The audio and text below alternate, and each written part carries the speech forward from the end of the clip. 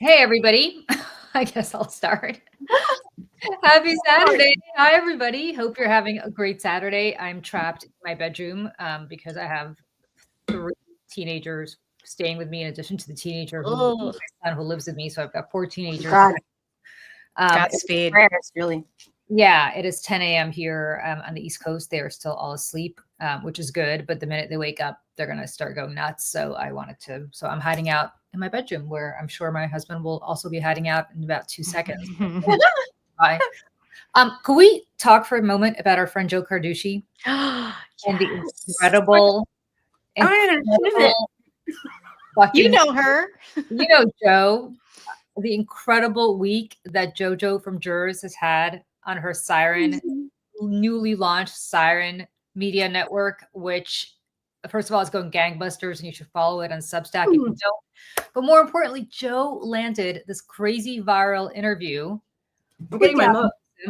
She's running away because we're obviously embarrassing her, but I'm going to keep talking about her anyway because she's so incredible. Joe, tell us about this incredible viral insanity with Gavin Newsom that made like Fox and everybody I love it because all the crazy right-wing media jumped all over it, which of course only gave you more exposure.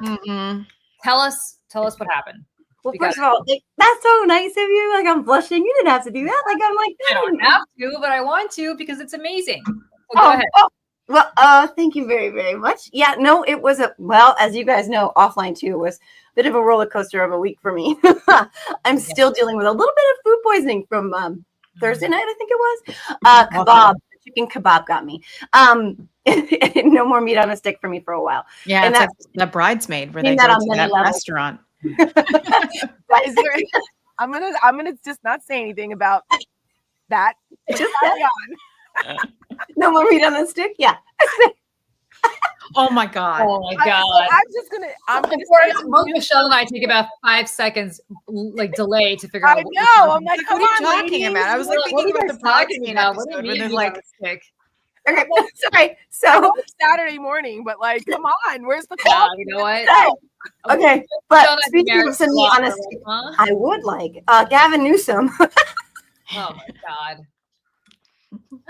Okay, first of all, his wife is awesome and we love her. Jen Siegel Newsom, who I know tangentially is great in every way. And also, he went there with Kimberly Guilfoyle. So No, that's really listen. Everybody We all make mistakes. Guys, I sat next to her on the 5 for years, and let me tell you, that is not a mistake. That is like, I inadvertently bombed, launched a nuclear weapon at somebody. Oh my God. Well, maybe there's been enough time, enough stage to cleanse him. But his wife. She's community theater.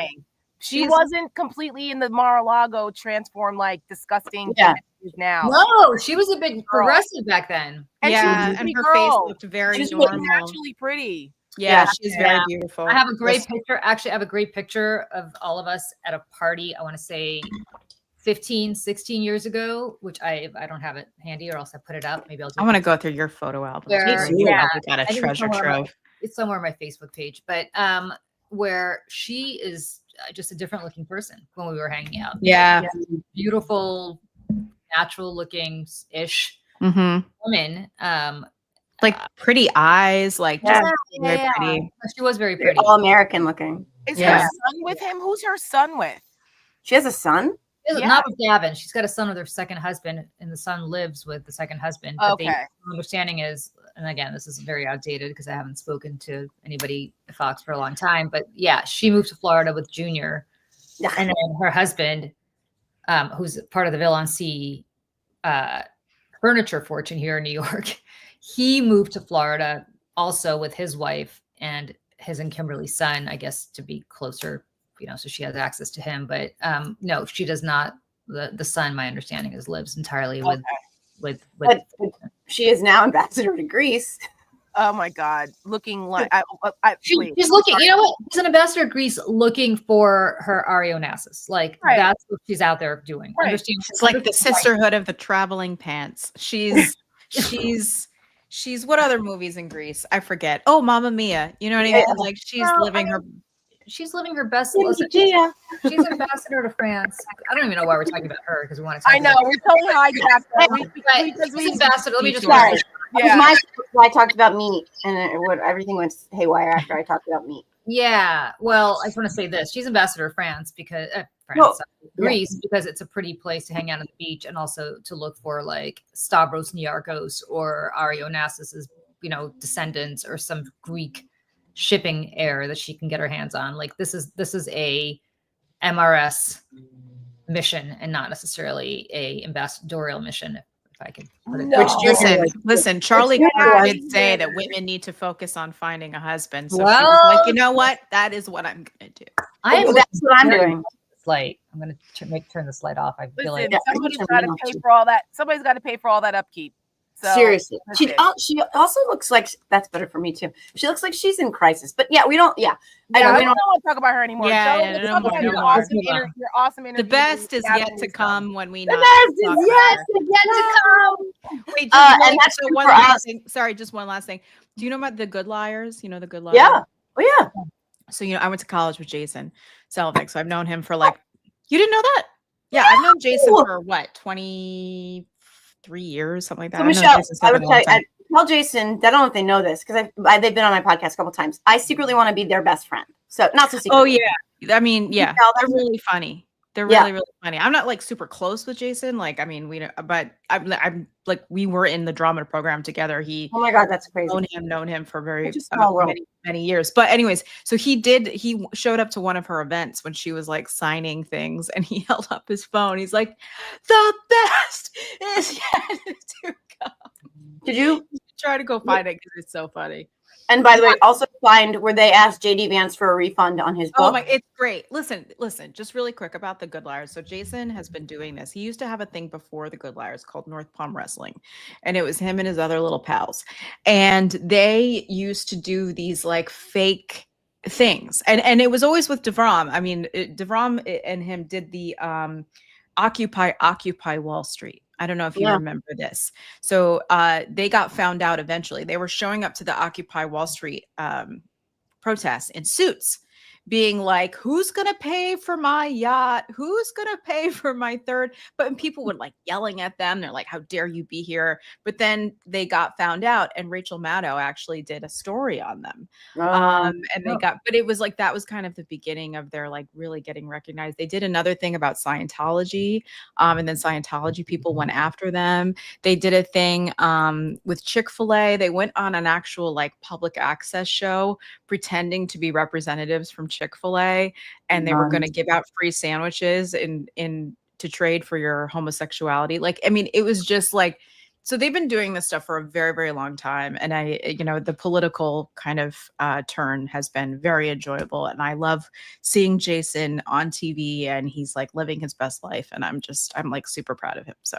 Okay, can we get back to Jo and her awesomeness? Because she's trying to change the from it's because I will confess, like a little bit of imposter syndrome has reared its ugly head up this week where you're like, that feeling, where you're like, this is going to disappear tomorrow. Like, oh my God, it's so in flash in the pan thing. So like, I get a little weird about it because this week was so weird. But thank you for all of you for everything and all of your unbelievable support. When I tell everybody who is listening and watching right now that these women are the kind of women that literally have your back. Like when I think of like how I've never had like a crew in my life, I have my girls here in Jersey, but like they are those women. You guys are there's no like, how women can be, how they can be. Oh yeah. There's none of that. There's none of like, oh, fuck her. Sorry, Julie's dad. I don't want her to be successful. I don't want that. We are all like, what can we do to help each other? Mm-hmm. And like this has been an incredible, like just beautiful, serendipitous, amazing thing that has come into my life as a result of Tara introducing me to Julie and Michelle at the same time. And I was just like, wow, this feels like a home, which it does, and a sisterhood, not a traveling pants. Although I will say this. I've never had. You should not have imposter syndrome because you have worked your ass off and you deserve this. And there's nothing imposter about it. And like, you were relentless in landing this interview. Yeah. You were amazing during this interview. And you had so many viral moments as a result of this interview that have gone crazy, like crazy viral. And you guys, anybody watching here, like, it is just incredible to see our friend Joe doing this. I mean, and you're killing it. You're killing it. It's amazing. We wanted to, like, this is not going to be a show all about how awesome Joe is, although we can. We could. But I think we would be remiss. Saturday, But I think we would be remiss in not stressing what an incredible fucking sorry dad week you've had. But I felt the need to modify with the fucking because it is really just so incredible. Like, it's just amazing. So on that note, thanks. We were on some big Sam finds these hits, and we were on some big right wing, like one of the biggest MAGA podcasts there are. I'm trying to find the name of it. We were on there yesterday morning, and I was like in the chat, like, hey guys, thanks for clipping my podcast. You want to talk about it? Like, let's talk about it. I'm trying to find what the name was. But they were it didn't hurt that Gavin said something about punching them in the mouths, right? That was one of the clips that went super viral because they were like, they love violence. Look, they want violence. And it was like, no, but okay, fine. You want to, clip it. That's fine. But I just want to say, first of all, that thank you again, that it took me 2 years, no shit, like 2 years to get that interview. I was at the DNC a year into asking for an interview with Gavin Newsom, saw him not once, but twice. I was on Radio Row at the Sirius table, ready to go. And he was like, I'll come back. And I was like, okay, I'm going to hold you to that, knowing he wouldn't. Then I saw him again because I was hanging out with George Conway, not as a lovers as the internet people like to say. We are friends. Come on. Yeah, he was with Bakari Sellers, who is also a tall drink of water. And I was like, you said you were going to be on my podcast. Bakari's such a good-looking guy. Oh my god! And that's they're funny. I've known Bakari for years. There's a lot of history there, but it's you know what? Bakari came up on my. It was a year ago yesterday, Tara, that we were all over at picking up our passes, and we took that selfie with Bakari's and Van and Van Jones. Yeah, it came up on my phone yesterday. Shout out to Donna Brazil for Donna, we love you. That's an all-star list right there. You guys just said. Yeah, Donna and I have been friends for a long time, and she took care of us at the DNC last year, and it was an awesome experience. I can't believe it was a year ago that we were all there. What a year ago yesterday. I posted the photo. I don't know if you saw it. I didn't. I tagged you in it. Yeah. Anyways, it was, simpler, more beautiful times in many ways, Yeah. But so I saw him again, and I said, you said you were going to come back, and he's like, oh, I will. And that was the end of the DNC. So whatever. But a year later, almost to the day, he was on my podcast, and I think one of the reasons that, and I don't think I know, one of the reasons he did it was I had this like vision of if I were to kind of coalesce this group of Gen Z creators who are out there killing it, by the way, and this old lady helming it, you get a little bit of a blend, but also you get a lot of inherent amplification just organically, and you get a lot of perspectives. And I was hoping for what we do, right? You guys set the bar for me with conversations. It doesn't have to necessarily be interview structure. It can and should probably be a back and forth with people, like you talk to your girlfriends, like you're hanging out, getting a cup of coffee, getting a glass of wine. That's the way I believe that all of this is moving, and that's what people like. And when I pitched it to them, they were like, And 2 days later, they were like, we're doing it. And I was just like, oh my God, I can't believe this is happening. And I was really trying hard not to be nervous because I try not to get nervous anymore. But I really have to admit, I was like, there's a lot of pressure. I'm feeling a lot of pressure. I would have been sweating for sure. Really? But you know what, though, Joe? This is what I've always said to Michelle, because like even last year, Michelle not being used to being on TV when we launched Seneca on Nicole Wiles' show.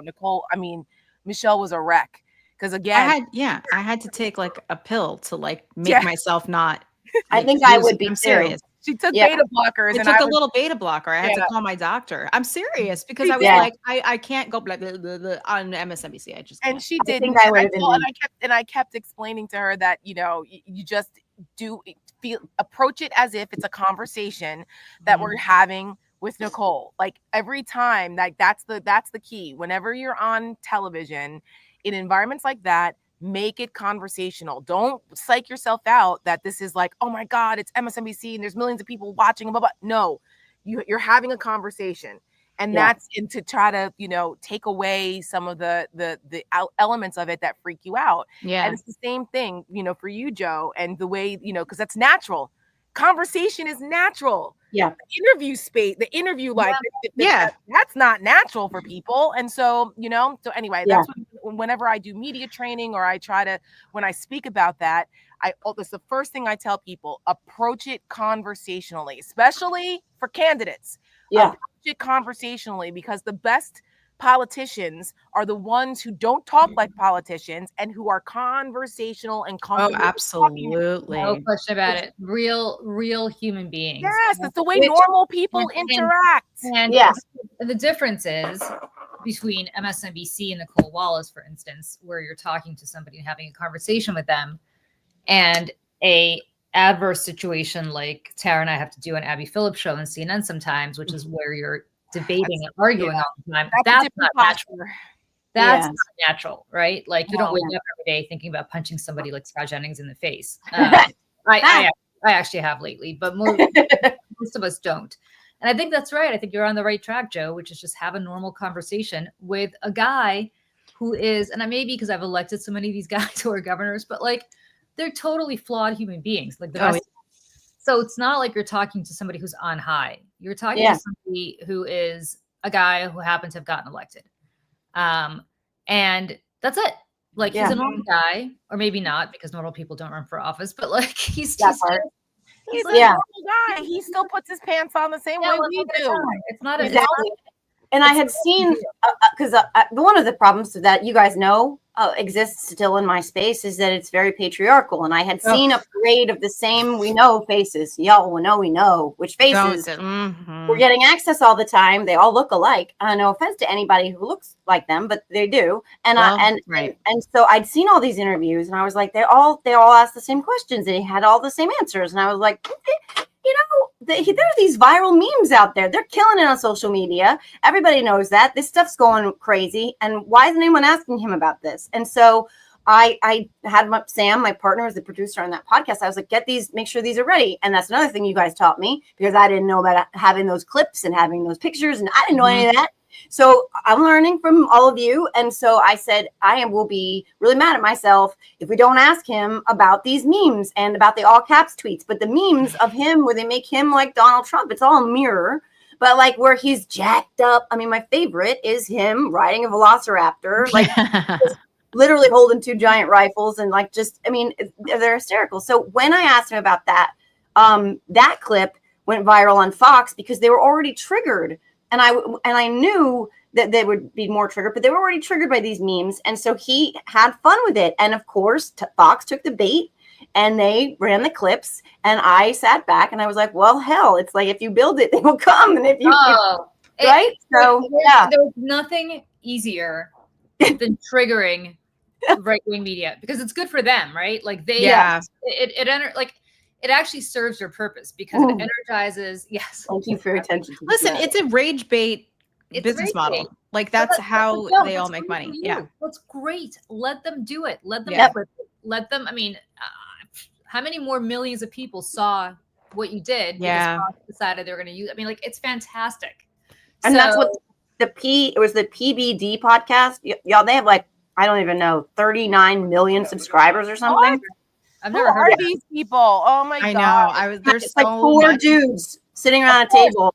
And hopefully they know that I'm talking about them now. PBD podcast. And the same clip. PBD, they don't like it. That sounds like something you go to like the gynecologist for. Or the urologist. I have PBD. Can I have a shot? Or what Trump? No, it's more like the urologist or whoever gives you the blue pill shot. The blue pill. Yeah.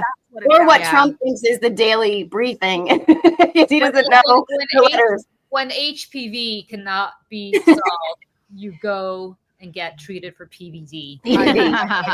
Yeah. But so thank you guys, and again, thank you for all the amazing support this week on this crazy roller coaster. I also was on I've had it ladies on my podcast, and that blew up, and we are going to get them here. Oh, yeah, that would be great. I'm obsessed. I've been listening to them for a long time, and I'm so glad that, they're another couple of gals I'm really happy about. Killing it. Could we do a little announcement, Tara, I think, about speaking of our podcasts and over it? Tara, do you want to, because it's Seneca, do you want to go ahead? Yeah. So I have it also in my little Chiron today, my little lower third. But we've been talking about how Joe has started the Siren, which is awesome and amazing. And she has her group of Gen Z, like influencers and stuff, and like their foreign policy folks, and they have, their network over there. And Michelle and I had come up with the idea of a different type of network called Mayday, way back in November. I think the first convo we had about it was like November 8th. Yeah, it was like right after the election, because everybody was just so deflated and upset and just felt directionless. What do we do? And I was like, well, we can't give up. Like, what are we going to do? Like, we can't give up. And Michelle and I watched The Handmaid's Tale. We talk about it all the time. And Michelle was like, we need something like Mayday. We've got to build resistance. And I was like, that's a fucking great name and a great idea. So we've been kicking it around for months about creating another type of gathering place, another channel for folks to help build the resistance, because it's a double entendre for all the reasons, right? The idea came originally from The Handmaid's Tale, because that's the resistance. That's the name of the underground network. But it also comes from the military Mayday signal, that when you're in distress, because America is in distress, you send out the Mayday signal, because what happens? The cavalry comes, at least in theory. That's what's supposed to happen. So we're like, we need to build the cavalry, because we're the ones that have to come, because America's in distress. And when we say we mean all of you guys who are watching us now, everyone who is involved, from JoJo's side of things to what Julie's doing, to what we're doing with Seneca Project. All of this is to build the cavalry and to get more Americans involved and galvanized to fight back, because no one's going to save us but us. So then we partnered up with Julie, and we came up with the over it idea with Joe, and we've all been building up to the Mayday network. And so starting after Labor Day, so make sure everybody please like and subscribe on our YouTube channel and all the socials. We're going to be streaming all of our shows through Mayday. Because for Seneca Project, we're political. Seneca is a super PAC. We do political stuff, and we do political content, and we have to kind of separate. And we have to abide by all the FEC laws and all kinds of things, right? Yeah. Right. There's certain rules and things with that. So we're going to have Seneca's going to be doing Seneca stuff, but all of our streaming, including our show, The Stakes, we're going to move that under Mayday as well. Over it, The Stakes, and we have some new programming coming. We have other folks that are joining us from, Denver Riggleman and Marcus Flowers and others. We're going to be doing new things. I'm going to be doing a fall show that includes football and fall festivals and wine and all that kind of stuff, called The Sideline. That'll be coming, where Julie and Michelle are going to be doing a show, and they're going to have some very cool folks joining them, where they're going to shoot the shit about other things. It's not going to be 100% political. We feel it's important that we have a build this community, that we can't burn ourselves out with things political all the time. That's why we started Coffee and Conversation. It's a way for us to have a cathartic out, where we can talk some political stuff, but we also talk about life, and we talk about other things, and building that community that builds that cavalry, so that when the time comes and we need to galvanize, we all feel empowered and ready to go. So the Mayday Network is coming. We are slowly building this. Listen, it took Joe over a year and a half to get the Siren off the ground. We don't have a year and a half, because what's happening. We see what's happening in this country, and it's accelerating. And so we're like, okay, we've got to start getting this out there more and building this more. So it's just a different perspective. And so the Siren and everyone on the Siren is welcome on Mayday, and everyone on Mayday is welcome on the Siren. This is not a competition thing. It's just it's a compliment. We are complementing each other, because we've got to build an ecosystem. The right has a freaking ecosystem that is 30 years ahead of us. Yeah, and very well funded, very well funded, very well organized, and we have got to start building that. And also the presence has to start competing with the algorithm, because the algorithm online is our enemy, and we have to start putting in different content and different shows and getting more people involved to try to counter that algorithm. At least we got to start somewhere. So that's the Mayday. That's the Mayday Network. We are going to have merch. We're going to have all the cool stuff too.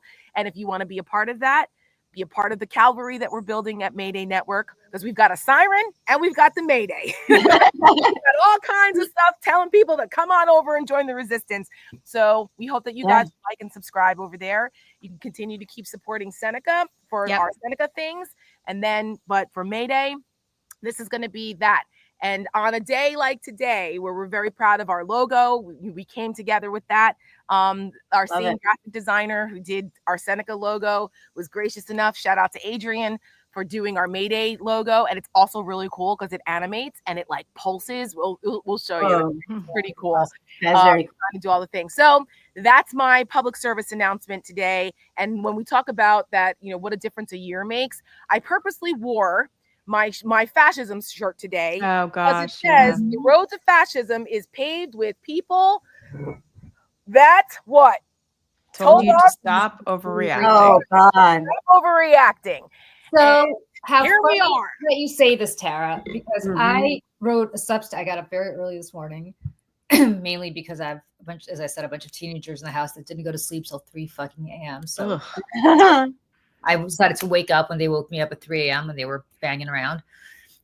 But so I wrote this thing that I'm going to publish tomorrow, but it's about why we in the United States are not doing what people in places like Israel are doing to protest their government, that people in Ukraine did to basically overthrow their fascist government. South Korea.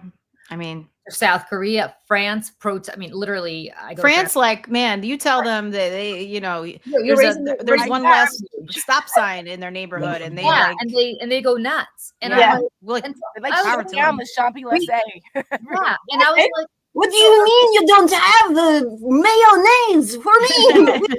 We're out of baguettes. You guys are joking, but you know, I go to France. No, it's real. I go to France. I have all these French cousins. And so like one of the last times I was there, we're sitting in a cafe with my cousin Jonathan, who's French, Jonathan. And he says to me, I got to go for a little bit. And I was like, where are you going? He's like, oh, I got to go join this protest. And I said, what the hell are you protesting about? He's like, they want to raise the retirement age. I'm like, you're 30 years old. And it was like by 1 year or something. It was like by 2 years. Yeah. And it was something. Oh, they were really upset. Yeah. He literally got up from having coffee with us, went to he's like, I'll meet you guys in an hour and a half. For this protest. And then hooked back up with us. We went about our way. But I'm laughing because this is what they do. Like all they do is fucking protest. I'm going to go sit to a cafe. I'll be right back. Yeah. He's like, I'll be right back. And I was like, we were like, what the hell? Okay. So, and then you go to Israel and they're protesting every day. They're protesting against the Gaza war. They're protesting against how Netanyahu wants to take over their judiciary. Like they're literally like inflamed, and they have been way before the war started. And now they keep protesting, but now they've added the war to it. So like anybody who thinks that Israel's in lockstep with Netanyahu, they're not. Yeah, I know. Doing. Oh, yeah. But they're protesting, as I said, the Ukrainians, the South Koreans. And I was like, why aren't Americans doing this? Like, we have our No Kings rallies once in a while, and then everybody kind of goes about their business. We don't boycott. We don't protest. We don't march. We don't do any of the stuff that all these other countries did. And I was like, okay, it's because we have this firm belief in our Constitution. We believe that in the rule of law, that the rule of law will eventually save us. And what is so frightening about this moment that we've never had, at least to my knowledge, in the almost 250 years of this republic, is that the rule of law is being subverted by the very people whose job it is to protect it. The lawmakers in Congress who make laws are completely pliant to this executive. The Supreme Court has had an incredibly broad interpretation of executive power, especially as it comes to this president, not necessarily when it came to Joe Biden. And the people who we entrust to uphold the Constitution are the very people subverting it. And I was like, we are passive because we've been conditioned to believe that the rule of law will protect us. But the Constitution is only as strong as the paper that it's written on, which means that it means nothing if people aren't actually going to abide by it and support it and endorse it and live by it. And that's what's happening now. It's a terrifying moment. Our very belief in the constitutional rule of law will be our undoing. It's like we've taken it for granted, like gravity. You know what I mean? And the thing about democracy is that it's a participation sport, right? Like it actually, you can't really ignore it for too long, because if it is truly about we the people, then it requires the people paying attention and being involved. And I think what happened, like you said, there's a lot of reasons for why, in terms of complacency, because it's largely always been there, but also there's a general lack of education as it relates to civics in this country. I mean, 5 cents of every dollar that is spent in schools is spent on civics education. You basically go out into the electorate at not really knowing what it means and what being a good citizen means, like literally, right? That's a problem. But I think you're right, Julie, and I think people are like starting to wake up to this. It feels like it's the 11th hour and then some, because we are now past the point. I think it's past midnight. And I disagree with you, Joe. I don't think people are waking up to it. I think people are sitting around saying, we'll take our displeasure out in 2026. That's exactly right what David Frum said. I saw this yesterday and I was like, that's exactly right. And he's been right on a lot of things. Yeah. And people are saying in 2026, we'll take it out at the polls. And the reality is, my friends, here's what's happening. I'm going to give you the preview of this whole Substack because I just want to talk about it. At this very moment, Trump is trying to prevent all of us, or millions of us, from casting our ballot. So look at what they're doing. They're trying to restrict voter registration, early voting, vote by mail, eliminate no excuse and same-day voter registration, increase voter ID requirements, limit the use of job boxes, particularly in Democratic areas, enable greater control over election administration by partisan officials. They're trying to pass the SAVE Act, which means that if you have changed your last name at marriage, like Joe has, you'll have to bring your birth certificate and your marriage certificate to the polls. Like, thank God I didn't change my last name, because I don't have a birth certificate. Mine's somewhere in the Soviet Union. And it's in Russian, by the way, if I were to ever get it. So good luck to the poll worker who has to do it. Like, he signed an executive order requiring proof of citizenship for voter registration. He signed an executive order mandating that ballots must be received by election day, withdrawing federal funds from non-compliant states. Now, I don't know if that's legal, but do you really want to trust the Supreme Court to side with us and not with them? Especially, I mean, they've already shown and proven that they want to suppress voting rights. I mean, John Roberts was like, we're not going to. Listen, what they did a few years ago with getting rid of the parts of the Civil Rights Act, enabling all of this. And so, and that's before we get to the part where Texas is gerrymandering, Florida is going to gerrymander.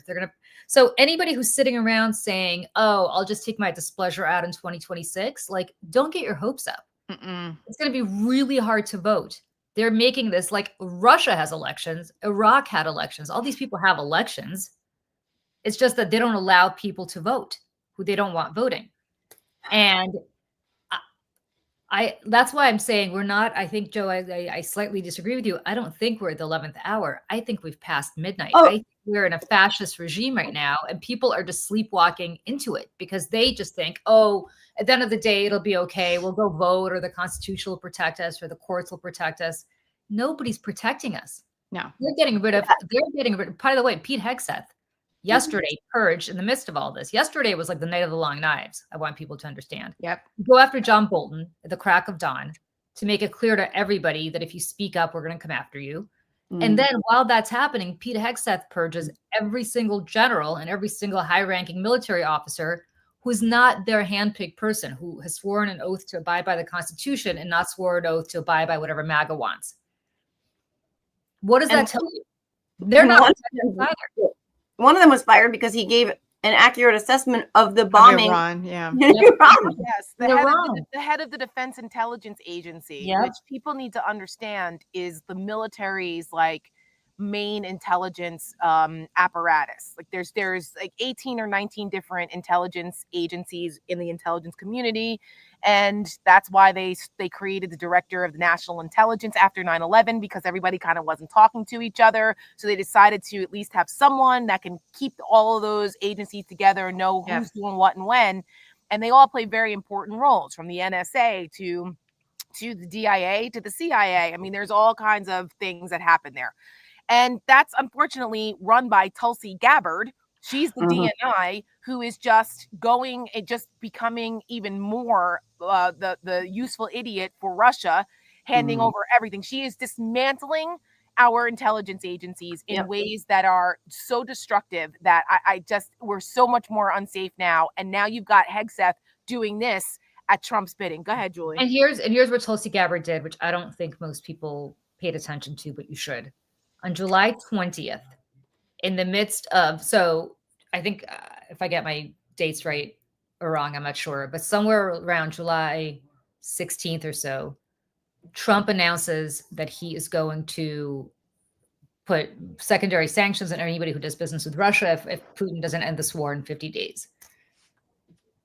In the midst of all of this, as he's talking tough, and of course it's all bullshit because of course he never did it, right? Now we're back in like being, now he's back to inviting Putin to World Cup. To the UFC fight or whatever the hell he invited him to, and phone. Oh, it was FIFA. Yes, World Cup. FIFA, sorry. But it's now going to be headquartered at the fucking Kennedy Center. I don't even Trump Kennedy Center. But in the midst of him talking tough, which anybody who knows Russia understands it's all bullshit. He was never going to do anything to Vladimir Putin because Putin's got God knows what the fuck Putin's got on him. At least the Epstein files, if not more, probably much more.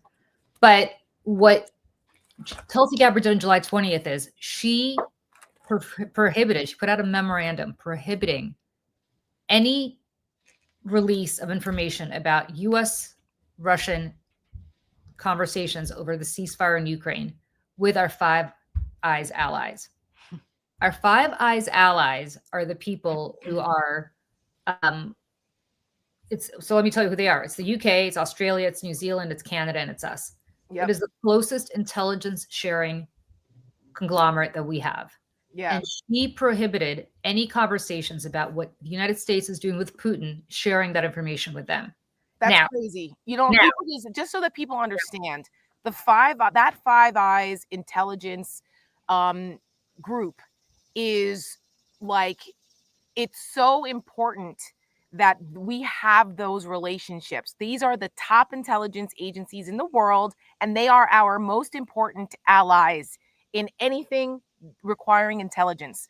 So the fact that it's like the NATO of intelligence, so that folks understand, because not everybody understands like what Five Eyes is, or because they live normal lives, they don't live lives like us.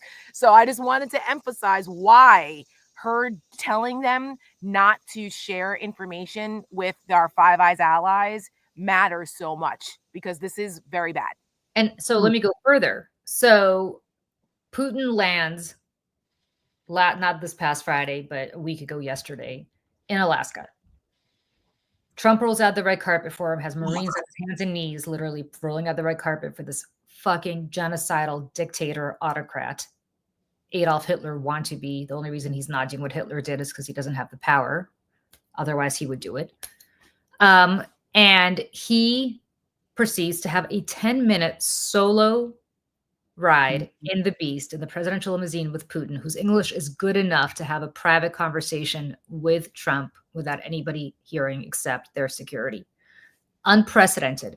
Now, the reason this should scare the bejesus out of you is because 48 hours later, Volodymyr Zelensky says he's flying to the White House the next day to have a meeting with Trump.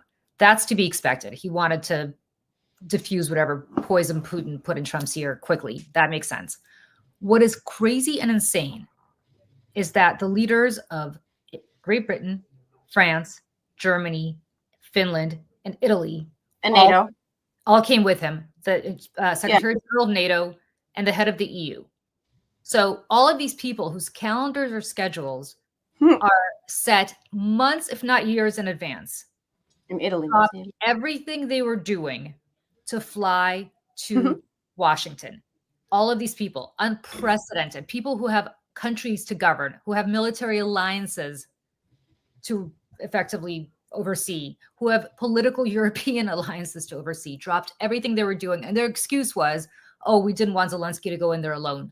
Bullshit. Zelensky's not a 5-year-old. He could handle it. They heard something that happened at that summit that so concerned them, because they have great intelligence too. Just because we're not sharing intelligence with them doesn't mean that they're not spying on us and spying on Russia. And whatever was said in the Beast obviously so alarmed them that these people dropped everything they did to fly to Washington. As it should have. As it should have, by the way. Did you hear the Fox reporter describing Carolyn Levitt and I forget who else? Ashen. And Peter Alexander. They looked ashen. Ashen. Peter Alexander. Yeah. Right. After the meeting in Alaska, Donald Trump emerged, right? The closed door meeting was him and Rubio and I think who was the third person? Hegseth was there. Hegseth. And then, they emerged from this meeting with Putin, and Carolyn Levitt and everybody looked ashen was the name that was the descriptor that they used. And the Fox News reporter was the one who said that this was very unusual, like we hadn't really seen this, and that kind of sent off alarm bells. So when you've lost Fox News in the descriptions of how troubling that meeting was, it's a problem. And just so people understand, Vladimir Putin being inside the Beast is one of the greatest security breaches and most disrespectful fucking things ever. And I can and our military guys on their knees, literally rolling out the red carpet. Anyone who just dismissed that imagery and what was going on just because we had some bombers flying overhead that cost millions of dollars, by the way. It was an honor flight. Everybody thinks that it was to scare Putin. It was a fucking honor flight. Exactly. It's like what you do if we were bringing like the Queen of England here. Like it's like, what are you doing? If you're at a West Point game, they see fly overhead at a fucking football game at West Point. Right, the Army Navy game, let's show off and honor our beautiful weaponry. Like it was insane.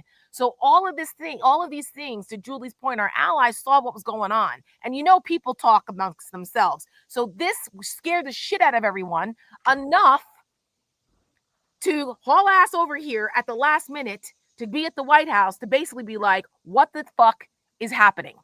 Okay, we can't let this thing. We cannot let it move forward like this. That's why it matters. And what's so even scarier is that in the middle of this insane rush to Washington by our Western allies, which again, I have to stress, is not because they were worried that Zelensky couldn't handle himself. Give me a break, guys. Good cover story, though. Yeah, it's a nice cover story, but it's ridiculous. Like he does not need, Giorgia Meloni, Italy, to go hold his hand. Right.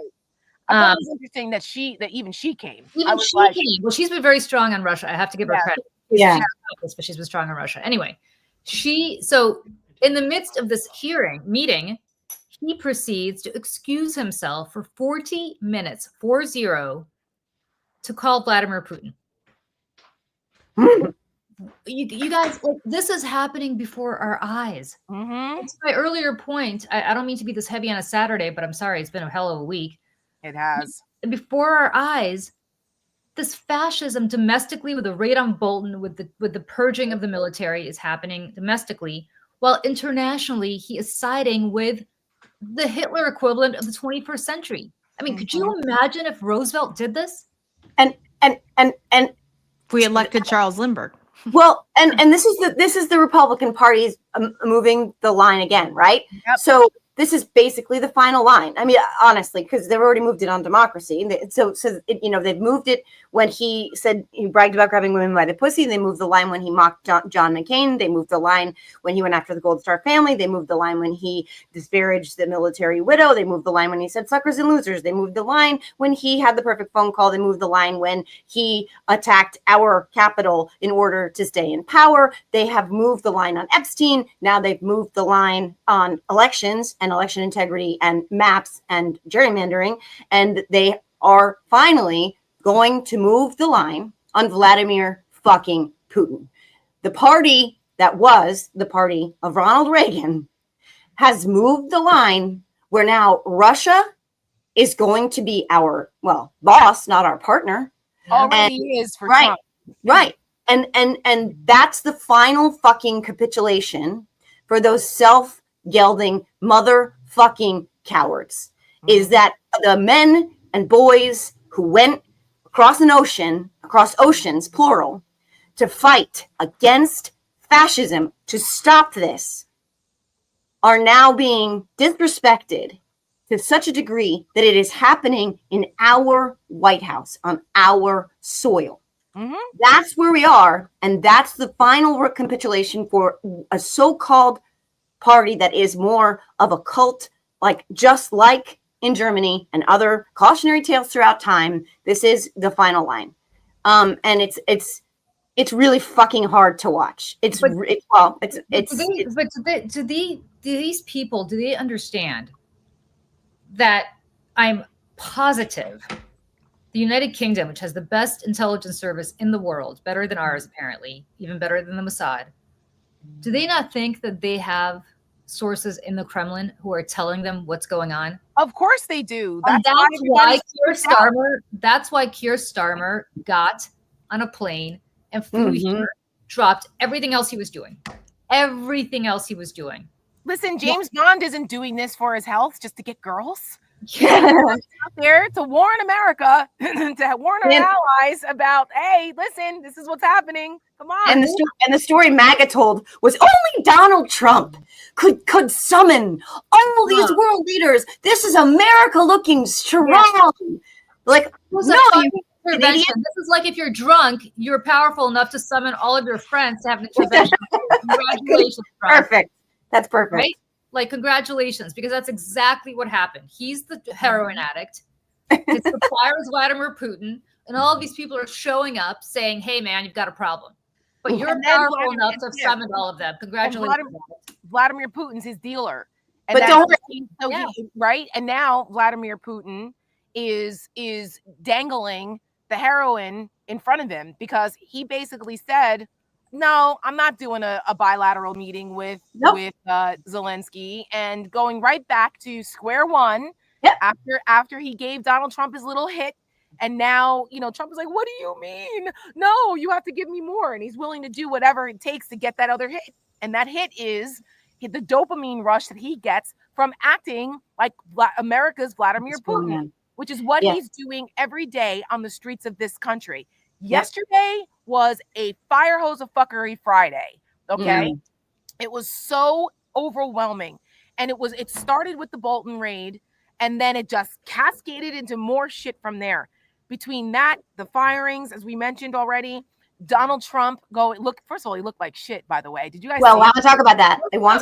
Yeah, I was like, what is going on, dude? Like, he didn't even bother to do the flap with the hat, with his hair. He threw the hat on, which said Trump was right about everything, which is what freaking Elon Musk was wearing. Again, propaganda constantly. It never stops. And then all of these things going on, and then arming the National Guard with weapons that they don't even really know how to use. They have to train them to have sidearms to patrol the streets of Washington. I was out in Washington last night. My husband and I went to the DC Improv to see a comedian that we like, that we had tickets for from months ago. And I got to tell you, going into DC last night, it felt like a fucking war zone. You saw cops everywhere. You saw these streets being blocked off. When we came out of the comedy club, DuPont Circle was basically blockaded. What? Like, yes. And I'm like, what the fuck? Whatchamacallit? Chinatown also. It was like where we were, it was bustling for a little while. But then it's like there were other areas of the city that are ghost towns, like Chinatown. People have their posting because who wants to deal with that? Well, but according to Trump, everything's great. Everything's great. They're not going where the crime is in DC. No, they're not. They're not going to Anacostia. They're going to the white affluent areas to scare the shit out of progressive Democrats who live there. Yes. Tell them that we're in charge. They're not going to where people are getting murdered. But yet, Donald Trump in his bullshit press conferences keeps saying that, Donald Trump has liberated DC, and it's, they haven't had a murder in a week and all of this. And it's like, there wasn't a murder a week before either. Like, there wasn't a murder for a week before they decided to militarize DC. These are propaganda talking points that the right wing is now using, that it takes the military and a federal militarization of the city to make us safe. So that because he said yesterday that he could just declare a national emergency and take it to Chicago or New York, and that politicians are begging him to make their city safe too. This is the fascism creep, people. And don't forget, couple that with he said that the mayor has been lying about the crime statistics because the crime in DC had been going down. Yes. Numbers he actually touted at the beginning of his first the second season of this shit show. Now he's saying if she doesn't stop lying about these numbers, she has to say that because he brought the National Guard in, now the crime numbers are going, now they're going down. Now the restaurants are going up. She needs to say the numbers the way he wants her to say the numbers. Or he'll remove her. Yes. Right? Maybe say something like that, or she won't be there anymore, or something like that. And he thinks something about something harsh to pay. I think he threatened so many people yesterday via fucking Ruth that I can't even remember because he threatened what he threatened. Or was it Las Vegas? Where's that other woman? Where's that woman she's in prison? And he said if they don't release her, Colorado. Yeah. So he threatened so many people via Truth yesterday. But the thing is, he's used to people, again, capitulating now. Because, look, all those law firms, all those colleges and universities, businesses, Intel, NVIDIA. Yeah, 10% of Intel now? How is it not fascism? Sarah, how is this not fascism? Sarah, you're a former Republican. You tell me, how is this not fucking socialism? We have the biggest stakeholder and the biggest American chip manufacturing company is the United States government. We have basically taken over parts of Intel, and we're not going to be a passive investor. It's all the isms, okay? It is all the isms that have been scaring people with for years, particularly with the economy, right? There's elements of fascism, there's elements of communism, there's elements of socialism, there's elements of Taylor Greene said all these things.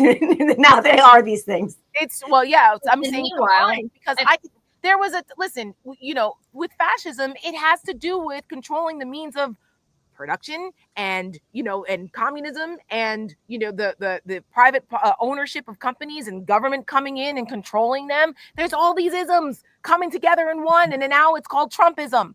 And this is a awful route to take. And Republicans used to be so emphatically against this. It's part of the reason why I left. I was like, you guys, because they started laying the foundation for accepting this once they started rolling over to Trump in the first term. And now it's completely out of control where he's just doing whatever the fuck he wants. The Republicans would have, if Barack Obama or Joe Biden done what he's doing right now to the economy and basically bullying private companies into partial government ownership, Republicans would have been marching in the streets down to Pennsylvania Avenue in front of the White House, claiming he should be removed. Like, I don't understand why there aren't more people calling out the hypocrisy on it. We are, of course, but the mainstream media is not. They should be asking every Republican, how is this okay to you? Explain how this is in line with Republican orthodoxy. We'll wait because it's not. And read the definition of the isms and explain to us how this is different. And in the meantime, I don't know if people know this. Well, all of this was happening yesterday. There was a case of the plague in Lake Tahoe. I don't know. Oh my God, I missed that. Oh, of course you did, because everything else was going to hell. And the only reason I know is because my 13-year-old came up to me and went like this with the phone and goes, here's a story about the plague. He's like, should we be worried? Where's Lake Tahoe? And I was like, let me look this up. It's not some stupid thing he saw on Instagram, but like, it's real. It's NBC's reported it. The Guardian's reported it. It's real. Some guy got bit by a tick in southern Lake Tahoe, and he has the plague. Oh my God. And the plague, like the Black Death version of the plague. Like what killed people in the 1300s. Yeah. So killed a third of Europe in the 1300s. Yeah. Robert F. Kennedy, where are you, buddy? He's doing pull-ups and jeans. Pull-ups. But we have the plague in this country now under this president. And we've got a plague, all right. Where's the national emergency on that? Oh God. Yeah. Well, there's so many to all your points, but like Tara about like, why isn't anybody asking Republicans? Like, this is so not in sync with everything you've ever said that you believe in, everything you espouse, including, by the way, small government, which is like small government. I get to decide which books you read, which medicines you take, where you can travel to, who you could love or marry. I'm not in your fucking bedroom. I'm not putting the Bible in your, right? the administration of elections, like, you know, the 10th Amendment. I remember when Republicans used to very sanctimoniously scream about the 10th Amendment when Barack Obama was president. That's fucking out the window now because Donald Trump is ruling over red state governors and dictating to them how they should administer their elections now and their election maps. I mean, it's so unbelievably hypocritical. It's outrageous. Go ahead. And the evangelicals have done it too, and they've all abandoned what they claim to be their principles. They've all abandoned all of that for ultimately what they believe is a pathway to power. When we all know this, like for now, it's going to benefit you in the short term, but fascists are going to come for you too. They don't give a shit if you're wearing a red hat. They don't care if you voted for him 3 times. They don't care if you're boycotting Cracker fucking Barrel or wearing jeans in solidarity with a movie star. They don't fucking care. You're all dispensable to them. You're all disposable to them. I say that the Cracker Barrel rebrand is awful? Everybody agrees that it's universally awful. This has nothing to do with being woke. Jesus. And by the way, ever since that ad started, they've had a huge decline in their foot traffic in their stores. So it's also the American Eagle. Yeah. Could we go back to because I know we're running out of time. Could we go back to May Day for a second? Because I do want to stress again for people who were not here in the beginning of the show. Yep.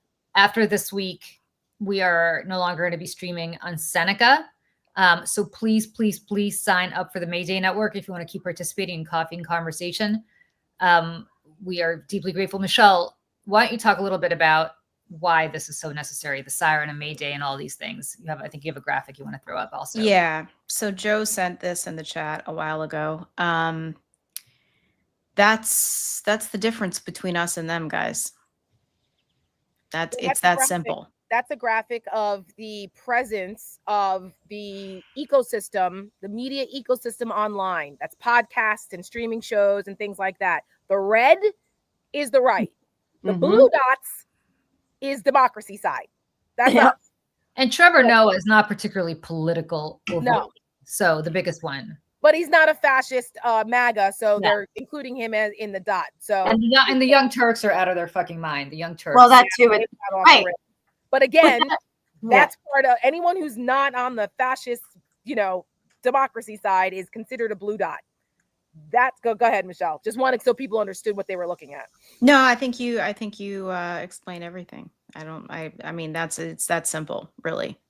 And it's not rocket science to combat this. You have to start, and you have to start by building a community and building creators and amplifying them and supporting them and pushing them out into the algorithm. And you have to have more and more and more, and they have to collaborate and work together and work in sync. And they have to lift all boats truly. And there is no reason. We have all the creativity. We have the issues on our side. We have the capacity to rival every one of those red circles. We need to do it. And that's why what May Day is doing. That's why what I'm doing at the Siren. That's why our partnerships are so important. That's why uplifting new creators, new voices, new perspectives is so important. Guys, this is existential. This is only going to have more influence as we move out of a legacy media model than it already does. And so we have a chance right now. That's why what May Day is doing is so important to me. And I'm so proud of you guys. And I cannot wait to work with you and collaborate with you. And same, across over here to Siren, that we need more, because that shit, that's going to be the death of us forever. That's the death knell forever. And also it's important. Thank you, Joe. It's also important that, that what differentiates us also is that we're women led. Okay. We're women led, and you're not going to always see just the same kinds of people in the manosphere, running things, because that's important. And there's, like we said, we're partnering with guys, and there's, allies that are there, and we're not just it's not just me a women only network. It's women led, but we're bringing in, different voices and different perspectives on here. So it looks and sounds and feels different. But it's also different perspectives in the sense that you and I, Tara, come from a political background. Michelle comes from a theater background. Yep. And Michelle has a completely unique and awesome and different perspective. Right. I want to give a shout out to Michelle for a moment, because Michelle has this incredible ability, I think, and empathy that comes from somebody who hasn't spent her entire life killing people politically the way you and I. So, I love that perspective, and I think it's helpful, and it's unique. It's unique. Thanks, Julie. And it's part of the real world. It's outside politics, which is again why we wanted to start May Day, and why I always say that the Calvary is made up of all kinds of people from all aspects of life. You can't have a resistance that's just one group of kinds of people. It's got to be, a much more heterogeneous group of folks that come in that bring different perspectives and different passions and different reasons for being a part of the resistance. And that's why, when you see the resistance in real life and in Hollywood, it's made up of all kinds of different people. So that's why we're doing that. And just as another programming note, the countdown to my new decade has begun, and I will be traveling over the next couple of weeks to celebrate that and to bring that in. And so if you don't see me, I will try to pop in while I'm traveling to say hello. But if you guys don't see me for the next couple of shows, that's why. Don't freak out. Don't everybody like, where's Tara? I will be traveling because I'm turning 50 in September, and it's a big deal. It's good on the side of the 50s. Joe and I. Oh, yeah. That's what I've heard. That's what I've heard. It's weirding me out, though. I will admit it is weirding me out. But as it's approaching quickly, because I'm like literally 1 year away from when the age my grandmother was when I was born. It's weird. It's weirding me out. Like I'm still not like fully there. So I'm starting to embrace it. So Michelle will appreciate this. I went. I had to, I keep saying I have these little cousins visiting from abroad, so I had to take them all over the city yesterday and again today. And we hooked up with my great aunt. My great aunt is, I think, 87 or 88, but she's in great shape. She's awesome. She looks like she's in her early 70s. I hadn't seen her in a while. In only a way that like a Russian person can. She sits me down as we're sitting there, and she goes, I got to tell you, you've gotten very wrinkled. Oh my God. Julie. Oh my God. That's so rude. It's not rude. It's just my family. She's trying to be helpful. So can I just say, so that we can end on like a happier note? So it gets better. While I was in New York this week, I got a chance to go see Death Becomes Her. Speaking of wrinkles, okay, so anyone who doesn't know the show, if you guys get a chance to go, anyone watching, you're in New York and you have a chance to go to a Broadway show, please go see Death Becomes Her. It is hilarious. It's the voices are incredible. The leads are amazing. We had the good friend of Megan Hilty. What is that her last name? Who's in the show? She's one of the leads. Patrick Hines. They do this great podcast about the Golden Girls and crime. Oh no, she's not. She's not on that. I thought she did that with him. Who's the one who does it on the podcast? The other one. I forget her name. Okay, yes, the other one. Never mind. But anyway, the show is great, and it's about, if you guys ever saw the movie, it's based on the movie, and it's all about maintaining youth and getting older in entertainment. And what Jennifer Simard. That's right, Jennifer. In maintaining youth and the lengths that starlets will go to maintain their youth. And there's a very funny scene where one of them does an infomercial for wrinkle cream, and she's the before, not the after, and she's horrified by it. It's a great show. So you know what, Julie? Just no. It gets even better because after she informed me that I got very wrinkled, and I said, "Oh," kind of as a joke, I go, "Well, maybe I should go get some more Botox." She goes, "Oh no." She goes, "Oh no.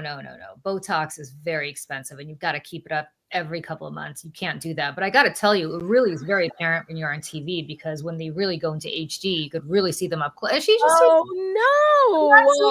she's not saying it to be rude. It's just like what Russians do. Like, of course, like whatever. And she goes, I got to tell you, I mean, over the last year, really, it's obviously you're very stressed. You could tell on your face, you're very stressed. I said, well, yes, everything that's going on in this country is very stressful. She's like, yeah. I said, well, I'm a little stressed because of everything that's going on in this country. Well, you could really tell by your face. I mean, my God, Julie. No bullshit. Sorry, I know she loves you, and I know that's tough Russian love, but she is. It was said from love. It was said from love, but there was no solution because you can't get Botox because that's very expensive. So oh my God! Just call it a day. So her solution was, I have to go somewhere by myself for a week and disconnect from the internet. That'll do it. And just not think about anything. I was like, Okay. Look, listen, We'll say some good cocoa butter, a Botox injection, I guess, every now. I don't know anything about that. I've never done Botox, but listen, there are solutions, and you look great, Julie. And you do look great. There's a couple wrinkles here and there. It's a sign of wisdom and a good life. A wrinkle is gonna come. And also she told me I look like a skeleton. That's the other. Oh my God. But that's very typical, like Russian, like eat, and then when you eat and gain a few pounds, oh my God, you're really overweight. Germans are the same. I will say this, Tara. Like I'm being on the other side of 50. Like somebody turned on the light and then Grays were like, "Hi, we're here." But it has been the most transformative year of my life, and I love being here and being able to look back on all of the things that have taken place. I feel very gifted and lucky and blessed to be on this side of 50 and to be kicking ass with you guys every day. Like 50 is not 50 anymore. 50 is the new 30. I truly believe that. And you are entering your new decade, literally fucking kicking ass and with the sky being the limit. And I cannot wait to see what this decade holds for you. Well, thank you. I appreciate it. Michelle still has a couple years. This is what you have to look forward to, Kenny. Oh my God, it's horrible. Horrible. So many ways. I go pee in my pants when I'm laughing. No one tells you. You can't laugh and you're going to pee in your pants. Why did they tell you that? Why did they tell you can't see anymore? I have to ask my daughter, read me, what's in this? Nobody tells me. Oh my God. So, well, on that note, we'll leave it on a little bit of a high. Michelle, you any final words for today? Nope. I'm good. I am good. All right. Well, we'll see you guys over at May Day starting September 3rd. And everybody, stay strong. Stay strong. We're building the cavalry. We're coming. America's in distress, but we're building the cavalry, folks. Enjoy this beautiful weather too. Yes. Bye, everybody. Indeed. Bye, guys.